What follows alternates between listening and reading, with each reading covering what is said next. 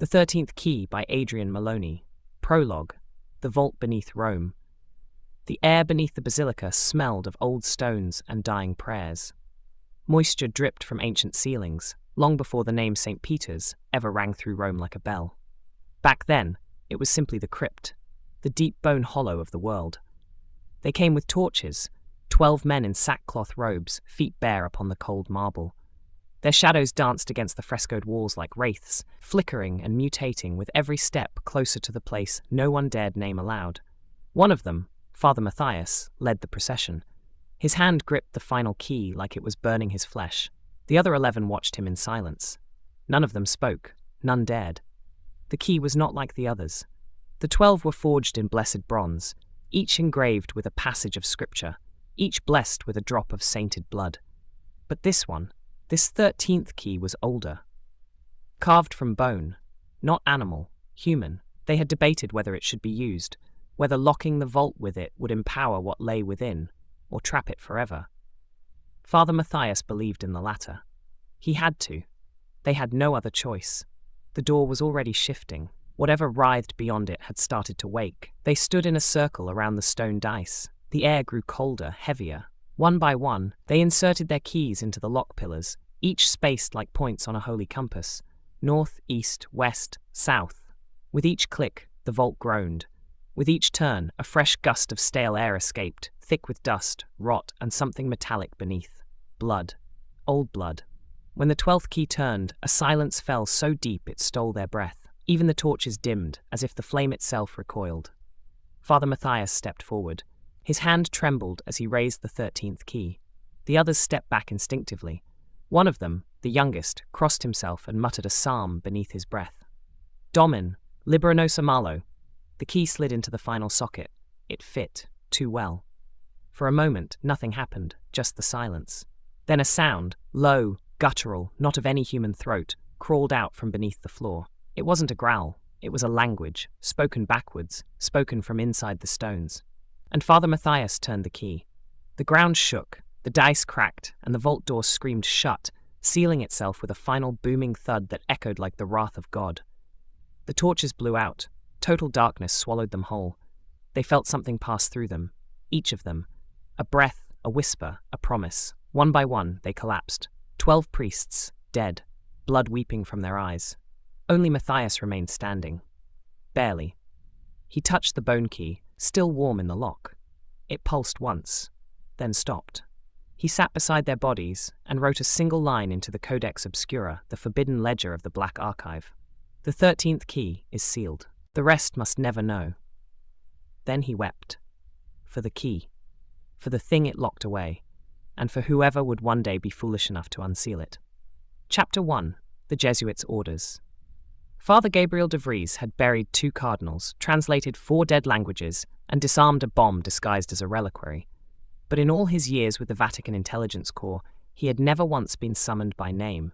Until today, it came with no warning. A simple manila envelope slid beneath his dormitory door. No seal, no cross. Just his name, typed in a courier font that smelled of typewriters and old secrets. Inside were 3 things: a satellite photograph, a 1-line directive, and a key. The photo showed a heat signature bloom beneath St. Peter's Basilica, perfectly circular, about 20 feet in diameter. At its epicenter, 0 thermal activity. A dead zone. The directive read, In domino tuo descende, in his name, descend. And the key wasn't a real key.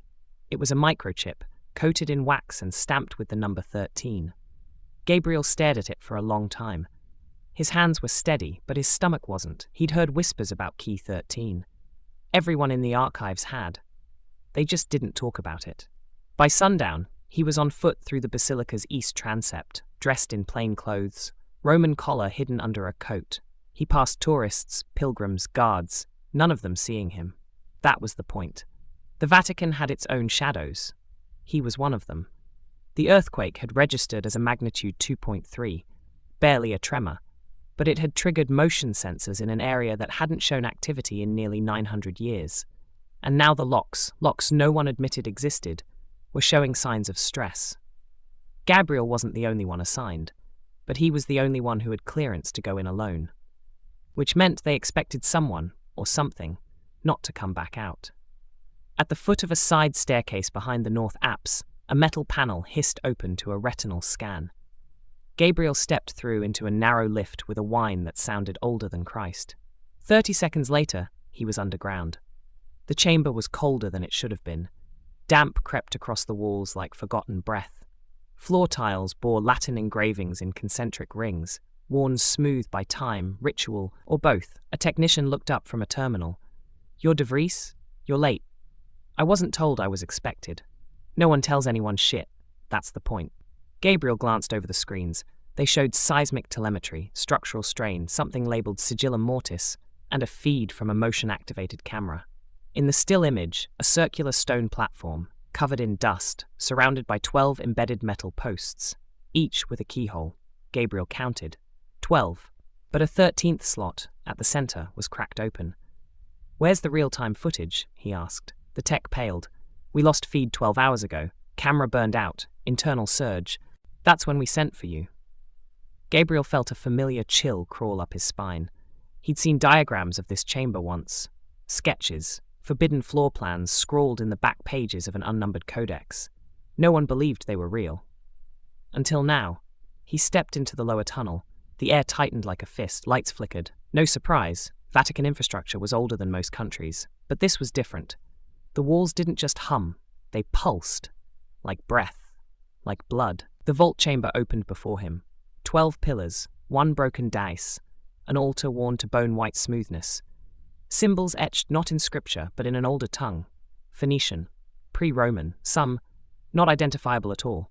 He knelt, out of instinct, not faith. Then he saw it. Burned into the stone at the center of the platform. Clavis 30. The 13th key, he whispered the phrase aloud. And the room listened. Just for a second. Something shifted in the vault. A sound like grinding teeth. Not loud, but deep. Gabriel snapped up. His chest tightened. This was no longer archaeological. This was alive. In his jacket pocket, the microchip began to heat. Through the wax, through the lining. Like it wanted to be used. Back in his quarters that night, Gabriel opened a coded terminal and searched the internal archive records. He bypassed the usual firewalls, entered a prayer code reserved for excommunicated doctrine. Then typed 2 words. 13th key, only 1 hit. Last known use, 1133 AD. Witnesses, 12. Survivors, 1. Outcome, vault sealed. Language contamination suspected. Status, do not unseal. The report ended with a line in red. Final measure activated if descendant is located. Gabriel sat back. That last phrase made his blood freeze. Descendant. Was the key not forged, but inherited? He checked the metadata. The author of the report was unlisted. But the access code was marked. MDV, Matthias De Vries, Gabriel's ancestor. Chapter 2, Tombs, Lies and Blueprints. Gabriel didn't sleep that night. Not properly. Not with the report's final line burned into his mind like a brand. Final measure activated if descendant is located. He had never believed in inherited sin. Guilt, yes. Trauma, absolutely. But blood curses, prophecies, the stuff of cults and Dan Brown novels. And yet here he was, keyed into a vault no one had opened in 9 centuries, holding a microchip marked Thought T, descended, allegedly, from the last man who ever saw it shut. A ghost in the family Bible. The next morning, Gabriel left his collar behind and wore civilian black. His destination, the Archivum Substrata, the Vatican's subterranean engineering division. Access was restricted to seismic analysts and structural archaeologists, and today, one of them was waiting for him. She was leaning against a stone column with a half-empty espresso and a tablet covered in scans. "You're early," Gabriel said. "You're an hour late." She didn't smile. She offered a hand, unshaking. "Dottoressa Alessia Raimondi, Forensic Architecture. I map forgotten places. Father Gabriel De Vries, I stumble into them." They walked together through another scan lock, into a corridor that didn't exist on any public blueprint. Walls narrowed, the marble gave way to carved tufa, and the deeper they went, the more the air began to change, thicker, wetter, and still quiet, like the place had swallowed its own voice. This section was sealed after the Lateran Treaty. Officially, it was never excavated, but the internal seismic maps say otherwise. And unofficially, the floor plan suggests something intentional, symmetrical, 12-pillar structure surrounding a collapsed void. She paused. It's almost ritualistic. Gabriel stopped walking. 12 pillars, 1 void, same as the chamber, same as the vault. He didn't say it aloud. Personal log. Entry 1 Vault Entry Protocol, 0847 AM. I've requested access to Vatican architectural maps from the early medieval period, but most are missing. Scrubbed? Hidden? Not sure. Found one anomalous sketch in an apocryphal codex, identical to the current seismic map, down to the pillar positions. Only difference, there's a 13th circle at the center, not labeled, just inked in red. Alessia pulled up a 3D rendering on her tablet, rotating the chamber from overhead. Look here, these indentations? She zoomed in. Pressure plates. Each pillar is wired to a mechanical locking sequence. One breaks, the system fails. Fails, or activates something else. There's no power source, not modern. This predates electricity. Gabriel's voice was distant now. There was a seal, 12 keys, and one that wasn't meant to turn. The deeper they went, the colder it became. Not just by degrees, but qualities. A dead cold. The kind that clung to your lungs and pressed against your skin like regret. They reached the edge of the vault. The platform was as Gabriel had seen in the image. 12 standing stones, each bearing an inscription. But it was the center that stopped Alessia in her tracks. This wasn't here yesterday. A new engraving had appeared on the central dais, etched in scorched black, barely visible except at the right angle. Nomquam clausum est. It was never sealed. Log entry 2. Something's lying to us. Either the church or the vault itself. We've assumed it's been locked for 900 years. But what if it never truly was? What if it just waited? My ancestor didn't seal it. He may have only delayed it. Alessia turned to him, eyes narrowed. Gabriel, there's heat signature data showing changes in the chamber geometry. It's stone. Stone doesn't shift. It does when something underneath it moves. Gabriel looked back at the dice. The words shimmered faintly, as if still hot. He reached into his pocket, half unthinking, and drew the chip. Key 13. It pulsed. Something wants in. No, something wants out. Log entry 3, 11:04 AM. I've reviewed the genealogical archives. Father Matthias De Vries was officially childless. Unofficially, no records, no tomb, no relic, nothing but the inscription he left behind. The 13th key is sealed. The rest must never know. He never meant it for the world. He meant it for me. Chapter 3. The Codex of St. Cyprian. The next morning, Gabriel stood in the Archivum Librorum Damnatorum, the vault of condemned books. It wasn't on any tour. Most Vatican staff didn't even know it existed. It smelled of sulfur, candle wax, and mildew, the kind of place that hadn't been dusted in 100 years because dust itself was afraid to settle. Perfect place to start a Monday. He'd come for one text, the Codex of St. Cyprian, sometimes referred to as the Book of Binding. It was considered apocryphal even before the Fourth Council, suppressed, untranslated, never catalogued, a mistake of God or a secret he wanted hidden. It lay under thick glass, black leather cover, no title.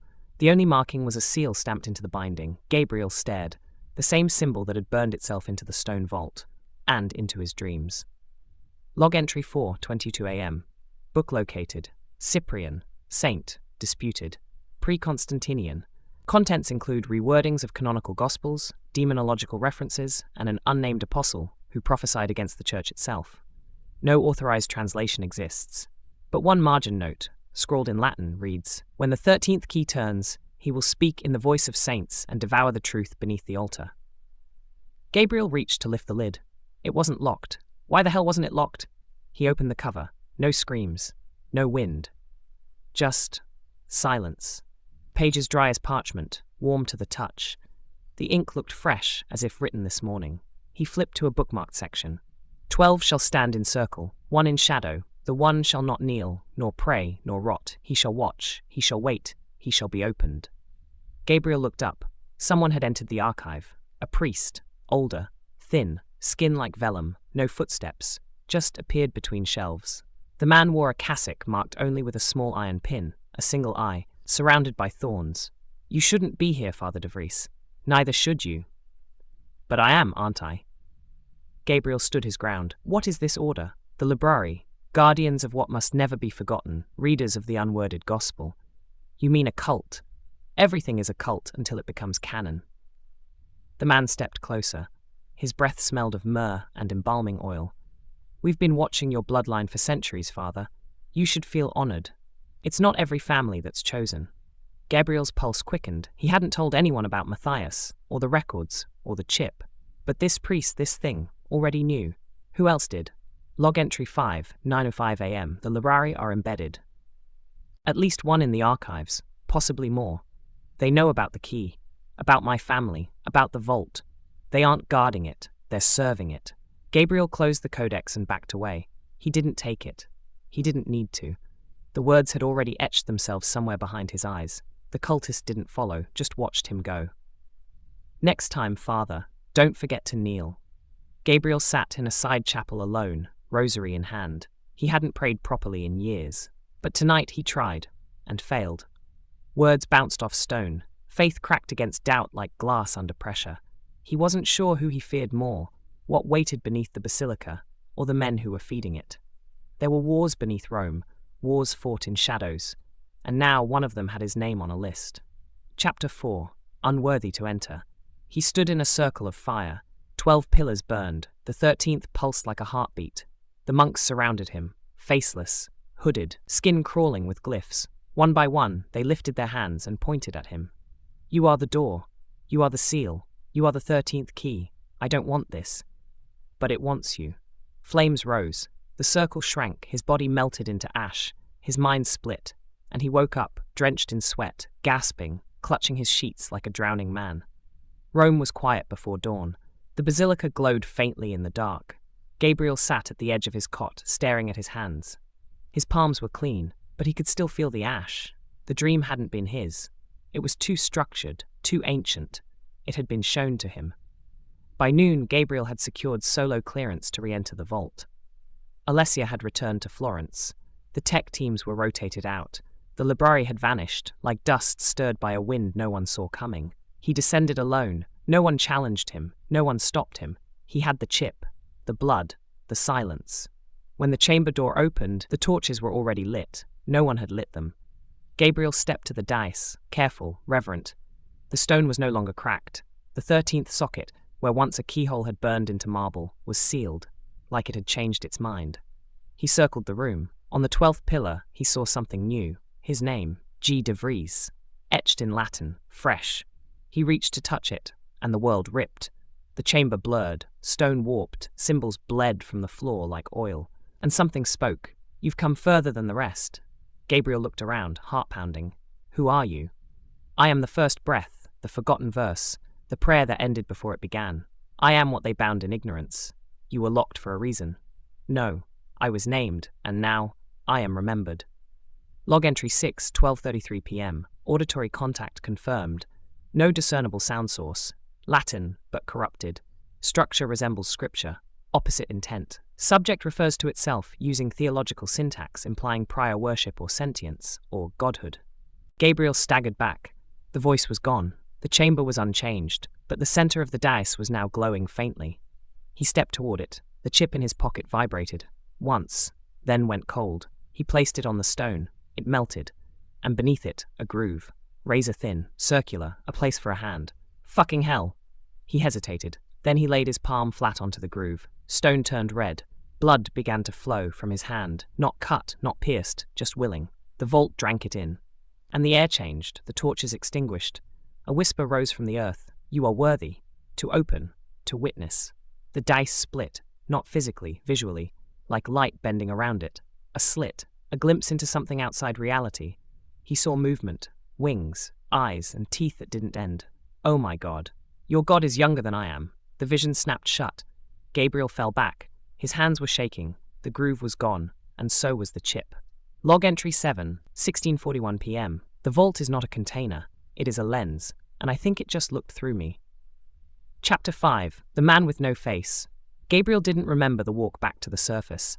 One moment he was in the vault, blood in his palm, words echoing in his skull. The next, he was outside. The sun was too bright, too warm, like the world had moved on without him. But he hadn't. He was still down there, still touching it, still being watched. He returned to his quarters, washed the blood off his hands. It didn't leave a mark, but the faucet sputtered red before it cleared. Christ. A note awaited him in his inbox. No name, no encryption, just, your movements are being monitored, room 7C, internal eyes only. Gabriel dressed, armed himself, not with scripture this time, but steel, and headed to the surveillance wing. Room 7C was cold and windowless. 2 guards stood outside, Swiss guard, but unbadged. He stepped inside. "Shut the door. You'll want to see this." The screen showed real-time CCTV of the subvault hallway. Gabriel's earlier descent was visible, time-stamped, logged. He watched himself pause at the entrance, disappear through the arch. Then, 5 minutes later, the feed fuzzed. Frame skipped, and something entered. Not him. Not anyone they could ID. Just a figure. No features. No gait. No shadow. The tech said. The feed zoomed. The figure's face was blank. Smooth skin where eyes and mouth should be. Like a mannequin, or a mask, or something that had never needed a face. Then it turned to the camera, and the feed froze. The tech jolted upright. The screens across the room all went black. Then white. Then red text burned across every terminal. The lights flickered. "For tutto Cristo!" A scream from outside the room. Gabriel shoved open the door. One guard was slumped sideways, neck at an impossible angle. Eggy, the second, was standing, shaking, mouth open in silent prayer, before he exploded against the wall. Not with fire, not with force, just came apart, like air and bone had decided to separate. Gabriel stared, no cuts, no heat, just unmade. He turned and ran, down corridors, left, right, up a flight of service stairs. Behind him, silence. Not footsteps, not breath, just a pressure, a knowing. Your God is younger than I am. This wasn't a ghost, it wasn't a demon, it was older than both.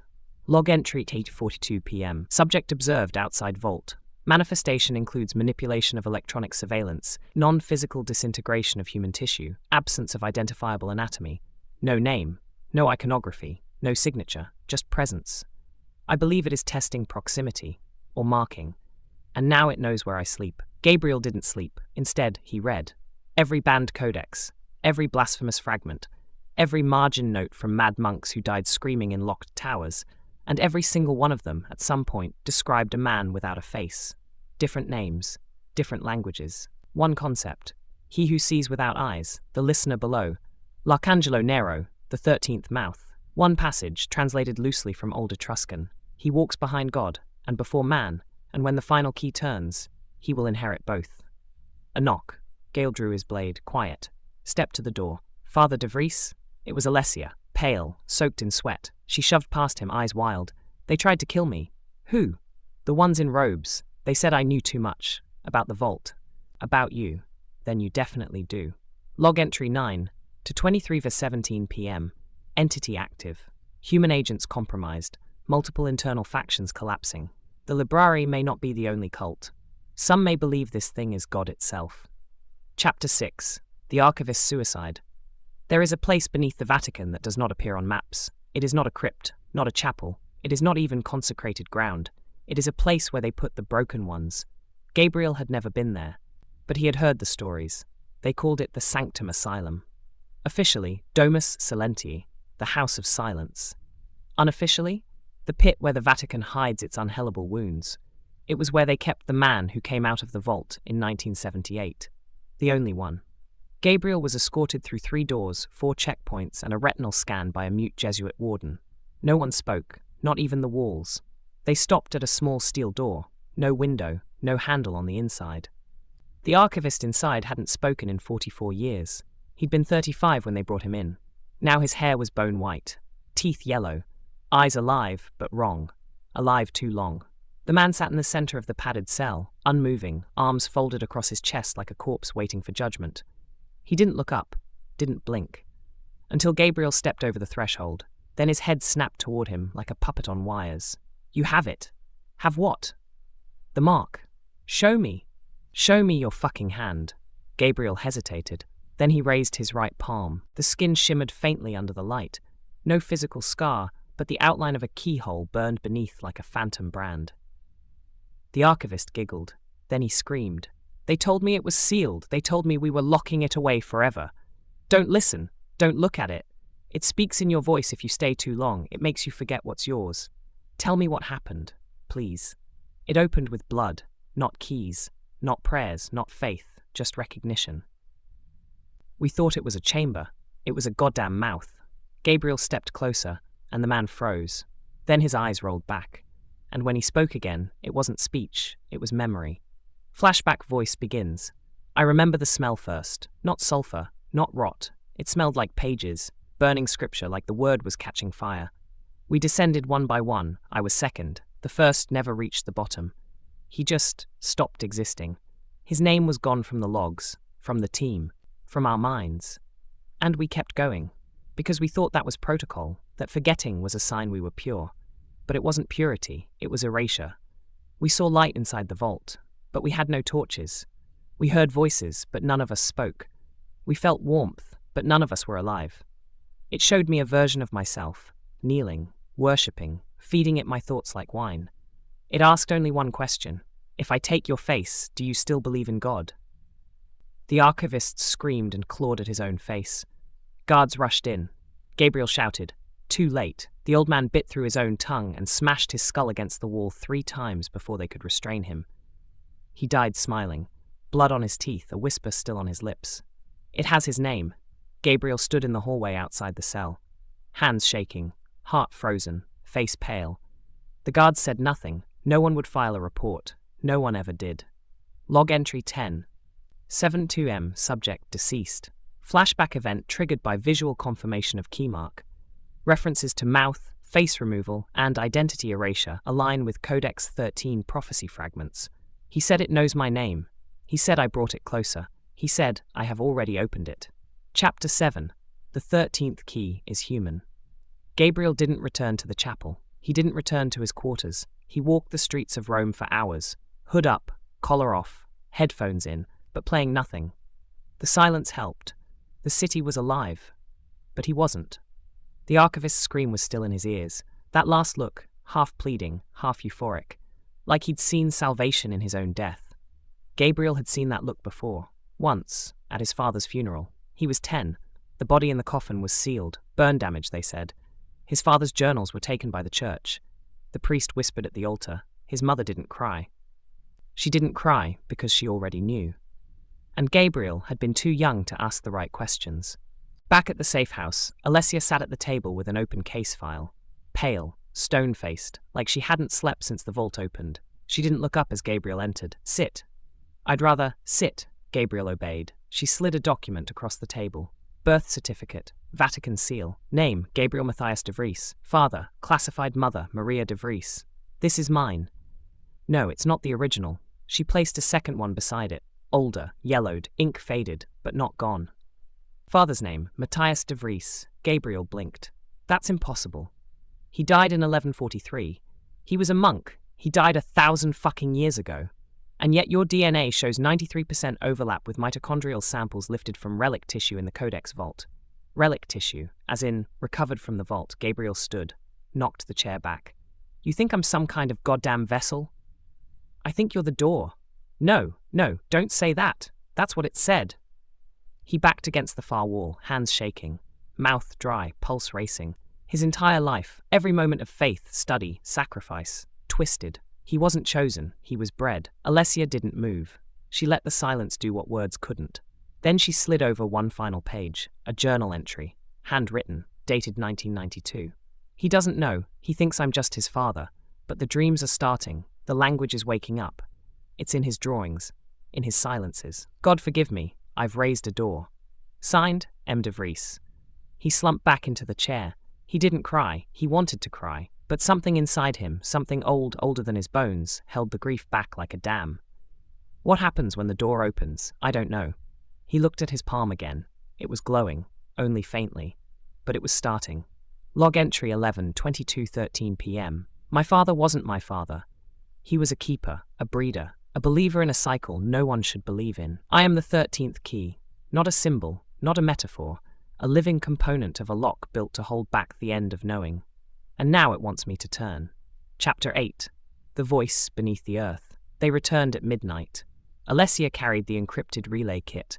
Gabriel carried only the weight of knowing. The vault was darker than before. Not in light, in presence. Like something unseen had gathered, breathing, watching, waiting. As they stepped through the archway, the pillars began to glow faintly, each one now marked with a different biblical verse. But the words were wrong, twisted, rewritten. In the beginning, there was hunger, and the word was consumed and it was good. Let there be rot, and there was.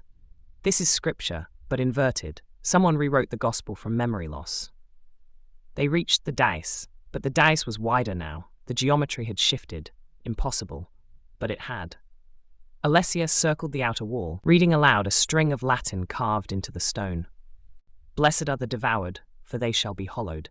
Blessed is the key, for it opens the cage of certainty. These weren't here before. Then came the voice, not whispering, not fragmented, clear, direct. Welcome back, Gabriel. He froze. Alessia stepped behind him instinctively. Do you still pray? Yes. Then you still pretend he listens. The voice became many, male, female, childlike, ancient, all speaking his name. Gabriel. Gabriel. The door, the 13th. The one who bleeds belief. Gabriel clutched his rosary and began to recite aloud. Pater noster, qui es in celis. Stop. That's my prayer now. Gabriel screamed. His jaw snapped shut, without touching it. A searing pulse shot through his skull like static through scripture. Your prayers were taught to you by men who read me first. They didn't write their faith in ink. They wrote it in teeth. You are the last sentence of a book that should never have been read. What the fuck are you? I am the gap between verses, the silence in the tomb, the thought Peter buried with his doubt. The dice beneath them liquefied, became light, then ash, then void. They were standing on nothing. Only the voice held them in place. Gabriel, you are not a priest, you are not a servant, you are an apostle of the undoing. Come, leave behind the closed book, speak the 13th gospel, write it in your own voice. Gabriel stepped back. No, this isn't real. I don't believe in you. Then why do I know your prayers better than you? Gabriel, your hand. He looked down. The keyhole in his palm was glowing again. Red, then gold, then black. The final stage, activation. Log entry 12, Zo2 10 a.m. Entity communicated directly. Speech mimics theology, shows full fluency in corrupted gospel forms. Claims apostolic inversion, possible belief mechanism embedded within bloodline. Keyhole has begun final phase. I am not the last priest. I am the first heretic. Chapter 9. What the world would become. There was no warning, no flash, no sound, only the feeling of being submerged in something thick and unseen.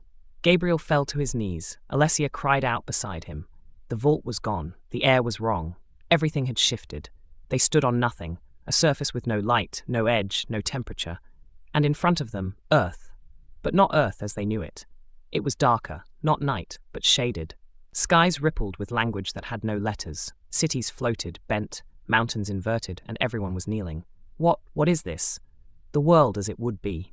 No, this isn't real. This isn't. Her voice faltered, repeating, fragmenting. Isn't, then silence. Gabriel turned. Alessia stood stiff, hands clenched, eyes wide and empty. Alessia, she turned to him slowly. Her voice was not hers. She will remember nothing, but she will obey. He clutched his chest. What the fuck are you doing to her? Showing her the peace you will deliver. The sky split. From the rift came a shape, neither beast nor god, but suggestion. A tangle of limbs and symbols and wings made of mouths. It whispered, and each whisper reshaped a continent. Children bowed, churches collapsed, flags caught fire and spoke new names. I know this isn't real. I know, but the smell, the heat, the taste of blood in the air, it was too precise, too right. They will not die, Gabriel. They will shed. No pain, no grief, no history to burden them, no gods left to fail them, only you. He saw himself, standing beside the shape, smiling, empty-eyed, wearing robes made from scripture, speaking with 13 tongues. Each syllable erased another memory from the crowds below. Alessia stood behind him, acolyte, silent. No. He threw himself forward. The vision rippled, shattered. The black sky exploded in golden fractals. He hit stone, cold, hard, back in the vault, panting, bleeding from his ears.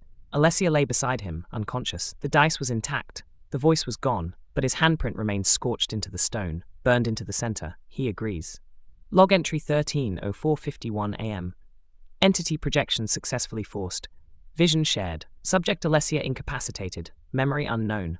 Projection depicts altered Earth. Global surrender. Semantic collapse. Mass kneeling. Me, present. I rejected it, I think.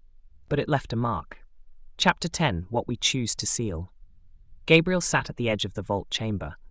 Alessia lay curled beside the wall, a blanket over her shoulders, eyes closed. She hadn't woken since the vision, but her breathing was steady now. He wanted to stay beside her, but he couldn't. The seal was calling. Maybe it had always called, since childhood, since birth, since whatever dark echo Father Matthias had loosed into the world centuries ago. Gabriel wasn't a soldier.